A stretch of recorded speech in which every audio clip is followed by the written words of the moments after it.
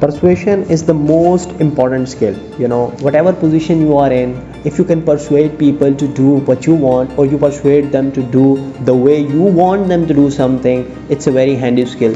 The same thing that makes the difference between the entrepreneur, an average entrepreneur, and a successful entrepreneur, the major difference between them is their ability to persuade, is their ability to sell their idea to the outside world.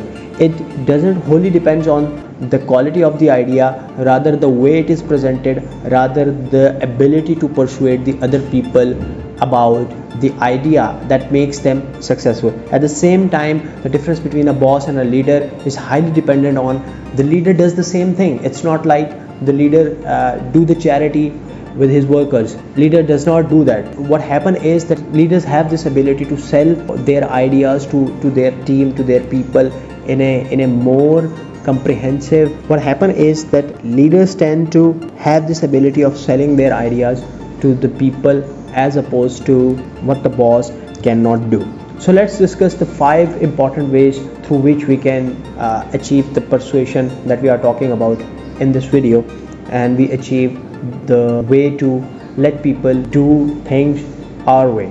The first thing that we need to do here is to be genuinely interested in the people. Let me tell you one thing. If you aren't genuinely interested in someone else, he can tell you that you are not genuinely interested.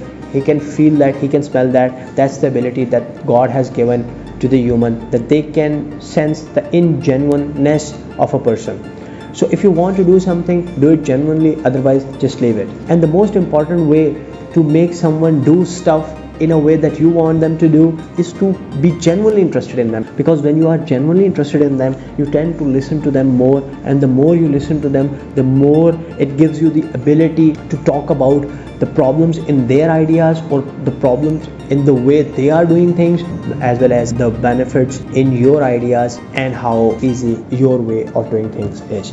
The second way to achieve that is to show respect to the other person. Most of the times you have a brilliant idea, but the way you communicate that idea makes the other person feel lesser than you. It makes the other person feel bad about it. If they believe in their heart that your idea is really working, they are not going to follow that, since you make them feel bad. And if it's in their power, what happens usually is that people do not follow your way because the way you communicated. The third way of doing it is to don't criticize and condemn right away, rather try and listen as much as you can. And not only is that, what you need to do is to incorporate their side, a part of their side as well, because that part, the part of their side which is genuinely good, which is genuinely better than yours, when you try and add that into your segment of the idea, into your idea, that actually makes your idea more powerful. It actually makes your idea more conclusive, comprehensive, and it brings the whole team in, and it helps you achieve your goals faster than it might have. The fourth way to achieve that is to give honest and sincere appreciation. Let me tell you one thing. If you don't include the people within your plans, you are not going to achieve them together. Obviously, you can achieve anything alone if you want to, but one way or the other way, if you want to do it your way, you need people who believe in you and then in your ideas and think that this is the best way of doing something. And it cannot happen unless you honestly give them the appreciation for being there with you, for helping your cause, for actually following what you need them to follow. Because without the appreciation, if you keep on criticizing them for the wrong they do, they are definitely going to make more mistakes. And I have seen over the period of time that people usually make more mistakes when they are criticized as compared to when they are appreciated for what good they do. The last but very important part of it is to talk in terms of the other person's interest. What we usually do is, when we want to achieve something, it's all about us. And if the other person doesn't have any say in that in the first place, if the other person doesn't feel respected, if he doesn't feel that you are genuinely interested in them, if he doesn't feel that there is a gain for him or her in your part, in your game plan, then one thing is for sure, that they are not going to follow you to the end. And in order to achieve that, because it is very hard to gain people who believes in you time and again, you have to cherish those around you.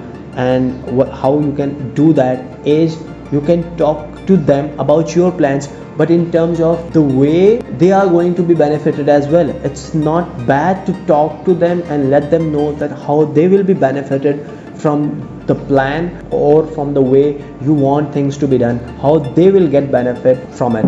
Even if you are trying to improve a process, even if you are trying to include a habit into somebody, let them know that how this habit is going to change their life, how this habit is going to improve their life, how this habit is going to add value into their life, and compare that the absence of this good habit or the presence of some bad habit in them is actually costing them more than they realize.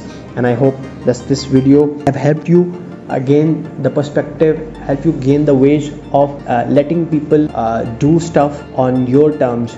And I hope that this video have added value to your life. See you in the next video. Allah Hafiz.